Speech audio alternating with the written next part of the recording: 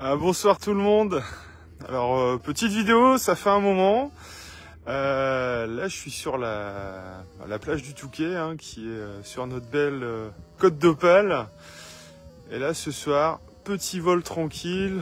Donc on a à peu près, je pense, une bonne quinzaine de kilomètres/heure de vent de sud-ouest. On a une fin de coucher de soleil. Et là je fais un vol, on va dire, qui est vraiment très agréable avec l'Ultra 3.5. Alors voilà, je vous le passe là-bas. On a le soleil qui se couche et on a la belle là qui arrive. Alors là-dessus, donc ça c'est la dernière série là qu'on vient de recevoir de la production là cette semaine. Parce que moi, elles se sont un peu arrachées comme des petits pains depuis le début de saison. Et là-dessus, il y a la mise à jour donc du combo de motorisation auxiliaire. Parce qu'on a noté quelques petites choses sur la première version. On a fait des améliorations là vraiment assez rapidement. Et là, on a commencé à envoyer là cette semaine tous les kits de mise à jour à ceux qui avaient acheté la version 1. Et là, on a un rendu en termes de stabilité, de performance qui est encore amélioré. On a amélioré le comportement en fait quand on arrête le moteur et quand on le redémarre. Parce qu'avant, on avait des petites vibrations qui pouvaient de temps en temps poser problème sur la structure de fixation du moteur. Et là, on a résolu ce problème-là et on a un véritable petit vélo. Alors bien sûr, vent d'eau, ça trace. Bon, j'ai quasiment pas de lest à l'intérieur. Là, j'utilise de mémoire, c'est un 4S 4500 ou 5000.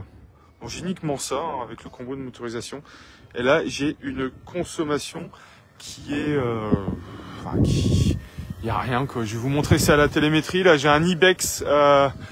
donc c'est le 65 qui est à l'intérieur. Ah non, autant pour moi, c'est le Ibex 80 que j'avais monté. Et là, regardez.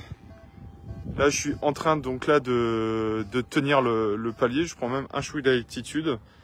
Et regardez. Voilà. Je consomme rien du tout. Et voilà, là depuis donc là j'ai à peu près donc plus de 8 minutes moteur. Voilà, j'ai consommé 700 milli.